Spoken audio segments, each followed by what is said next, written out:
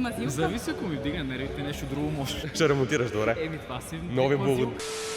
Знаете ли какво е това? Шпато. Какво се използва? Да махаш стара мазилка пред. Стара мазилка. Да, Ти за какво би използвал това? Да направи ремонт в нас. Но той ли? Да. Добре. Да си плати и тогава. Ще му платиш ли? Дядо ми е майстор. Ще измислиме нещо да го вземе. Колко ще му платиш? Не знам аз. Налага ли се често правите ремонти у вас? Не. Сравнително не. Като се не може да се прави ремонт, кой прави ремонтите? Дядо. Дядо, а не ти. Не. Вика се майстор. Откъде намирате майстор? Дядо е майстор. Добре, освен дядо ти, откъде? Чрез познати няма как иначе. Нашето приложение е FixUp. Има майстори за всякакво естество. За инсталации, за ВИК, за абсолютно всичко. Ако имате нужда, теглите си го, там си задавате критерии какво имате нужда от ремонта и там може да намерите майстор за всяко нещо, което ще бъде изпълнено на 100% коректно.